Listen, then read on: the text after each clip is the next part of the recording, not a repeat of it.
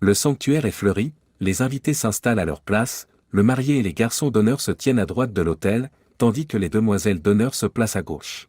Tout semble prêt pour la cérémonie, mais tout le monde n'est pas préparé. Où est papa, maman? Pourquoi n'est-il pas là pour accompagner sa fille à l'hôtel? Je ne sais pas, Teresa. Attends, je viens de recevoir un texto de lui. L'espoir a débordé lorsqu'elle a ouvert le message, mais il s'est rapidement évanoui. Qu'est-ce qu'il a dit, maman? Retard inévitable. Continuez le mariage sans moi. Quoi? C'est tout? Pas d'explication? Non, ma chérie. Nous devons continuer, trop d'argent a été investi. Mais qui me raccompagnera? C'est étrange d'y aller seul. Et Gordon? Tu ne veux pas que tout le monde réalise qu'il est ton père biologique, n'est-ce pas? Eh bien, veux-tu qu'il sache qu'il est ton amant depuis avant ma naissance? Ce n'est pas le moment.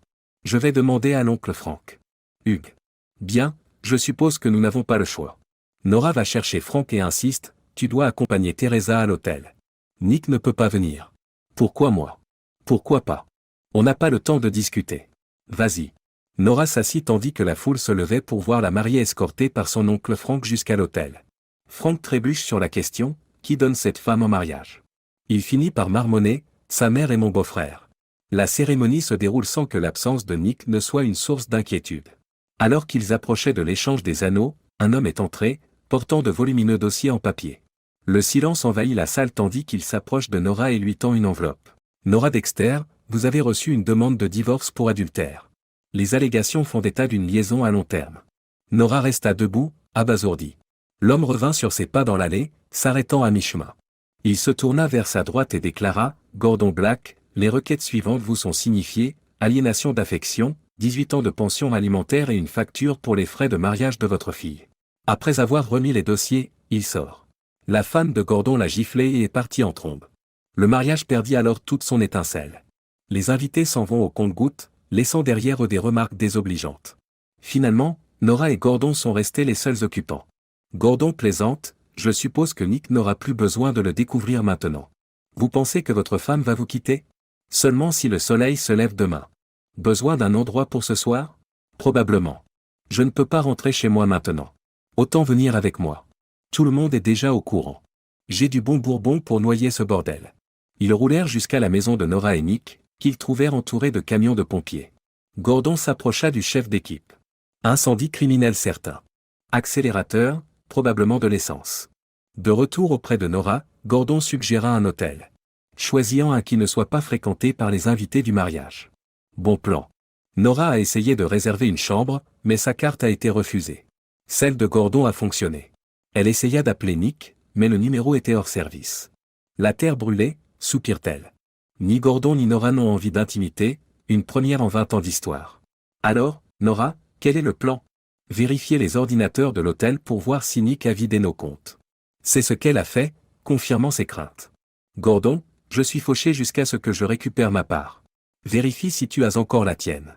Il l'a fait, et il l'a fait. J'ai besoin d'un peu d'argent avant que ma femme ne l'obtienne. Gordon a réussi à retirer 10 000 $ avant que son compte ne soit bloqué. On a tous les deux besoin d'un avocat. Mais d'abord, allons nous saouler. D'accord. Gordon et Nora se sont tellement saoulés qu'ils se sont évanouis tout habillés sur le lit. Au matin, ils descendirent dans leurs vêtements froissés pour prendre leur petit déjeuner. Nora, tu as un endroit où aller? Il faut que je parle à Candice, que je sache où j'en suis. Je ne vais probablement pas rester là-bas, en espérant qu'elle ne me dise pas de ne jamais revenir. Bonne chance. Je vais demander à ma fille si je peux dormir chez elle. Mais d'abord, j'irai chez Walmart pour acheter des vêtements et des articles de toilette. Comment vas-tu payer? Je n'y ai pas pensé. Gordon, je peux t'emprunter de l'argent? Bien sûr. Il l'a conduite à l'église où sa voiture aurait dû se trouver. Mais elle n'était plus là.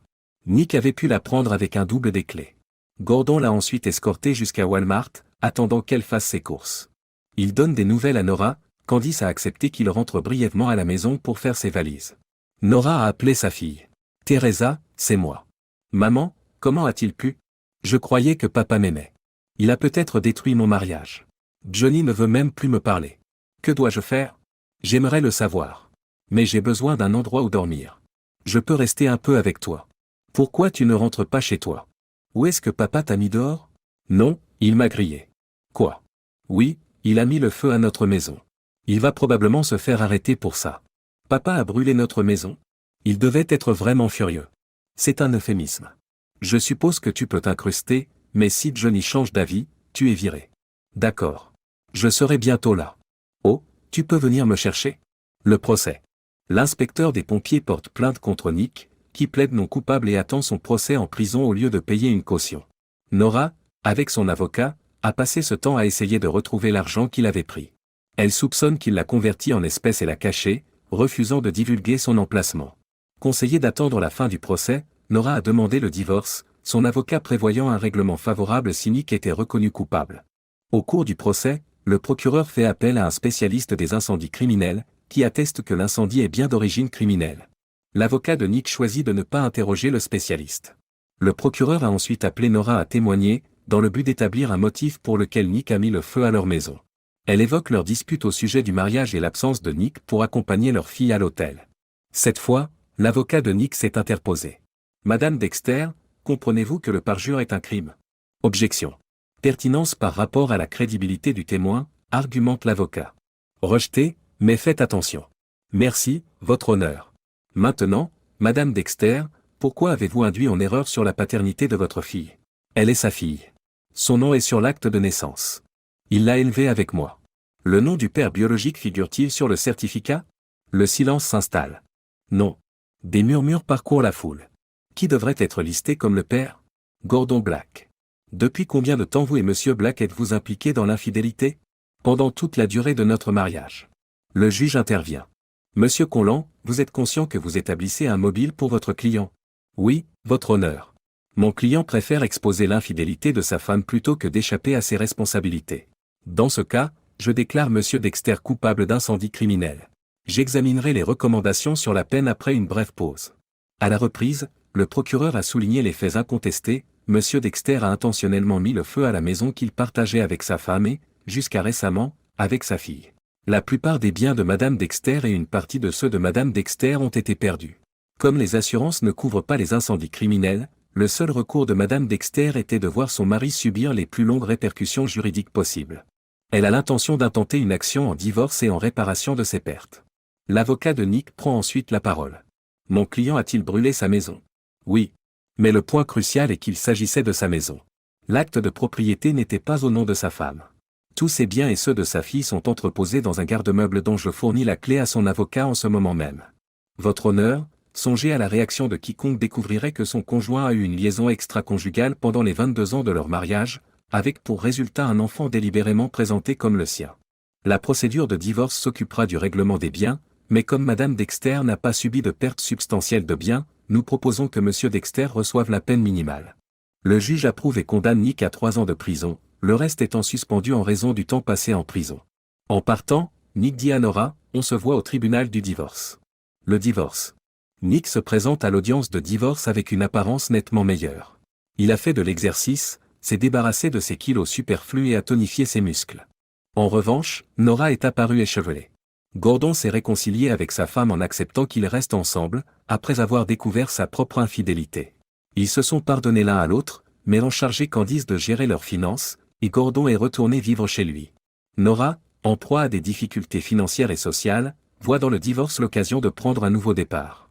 L'argent que Nick lui devait pouvait ouvrir la voie à la guérison, peut-être dans une nouvelle ville. Votre honneur, Madame Dexter demande la moitié de tous les biens énumérés il y a 6 mois, y compris la moitié du produit de la vente de la propriété. Elle demande aussi une pension alimentaire de $2000 par mois pendant 5 ans. Monsieur Stevens? Mon client a été trompé pendant plus de 20 ans par sa femme et son amant. Il croyait que l'enfant était le sien et l'a élevé avec amour pendant 18 ans. Ce n'est qu'en surprenant une conversation avant le mariage qu'il a appris la vérité. Nous avons un enregistrement à présenter. Objection. Ni ma cliente ni sa fille n'ont consenti à être enregistrées. Ce n'est pas un tribunal pénal, le tribunal des affaires familiales a plus de marge de manœuvre. Je demande à ce que l'enregistrement soit entendu. D'accord, continuez. La cassette est diffusée, maman, imagine que mes 2 pères me conduisent à l'hôtel, Gordon et Nick. Tu es folle? J'ai gardé ce secret pendant 20 ans. Même Nick le naïf pourrait s'en rendre compte si cela arrivait.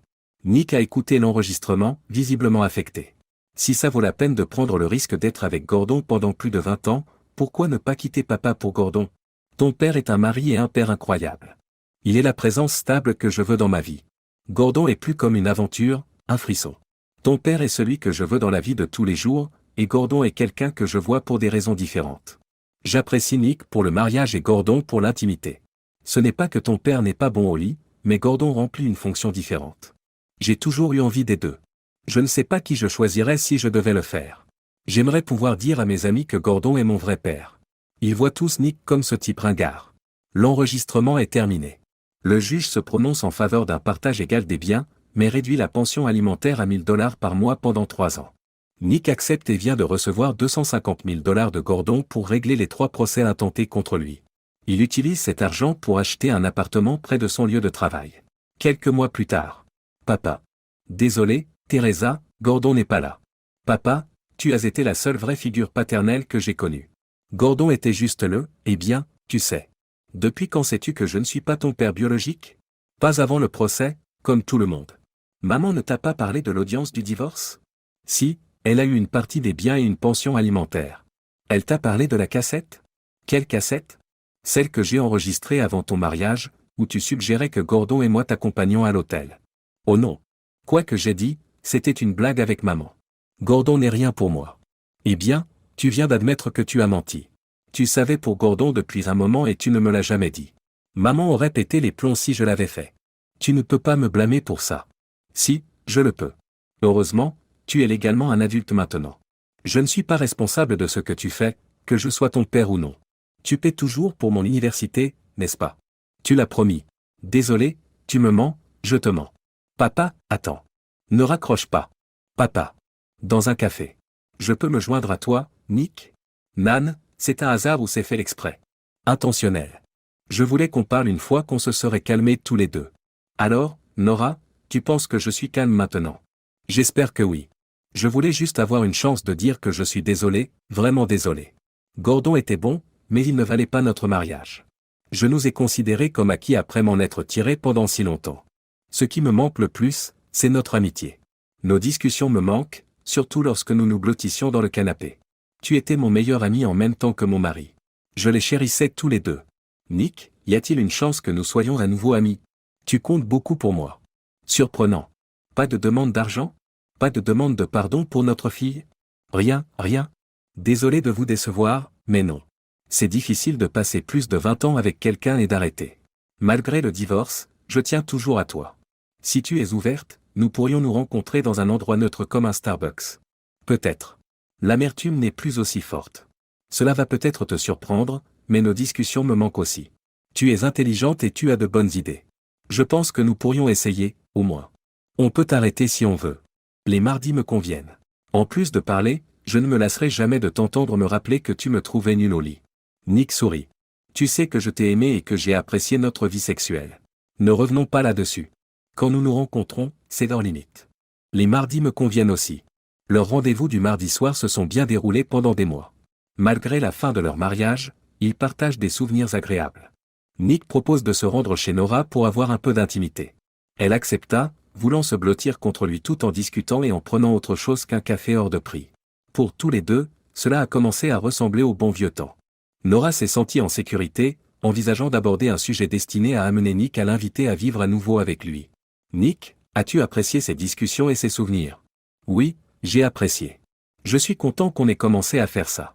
Tu sais ce qui serait bien aussi? Quoi? Nora sent que c'est le moment de prendre un risque. Il y a autre chose qui m'a manqué. Après nos discussions pendant notre mariage, nous montions souvent à l'étage, nous nous déshabillions et nous prenions du plaisir l'un avec l'autre. Pouvons-nous faire cela ce soir? S'il te plaît. Nick réfléchit brièvement à la proposition. Il sourit. Nora, tu montes à l'étage, tu prépares le lit et tu te prépares toi-même. Je vais nous préparer à boire, puis je te rejoindrai. Absolument. Elle s'élança dans les escaliers. Nora était pratiquement étourdie. Son plan pour faire revenir lentement Nick était en marche. Une fois qu'elle l'aurait convaincu qu'elle était satisfaite de lui, ils se réconcilierait. Elle choisit de ne pas porter de chemise de nuit, mais d'être séduisante. Elle se débarrassa de ses vêtements et s'allongea sur le lit, attendant son arrivée. Elle attendit. Et elle attend. Quelque chose ne tournait pas rond. Elle enfila un peignoir et descendit. Nick? Où es-tu, chérie? Silence. Sur la table de la cuisine, un mot. Retard inattendu. Tu n'as pas besoin de m'attendre, va te faire foutre.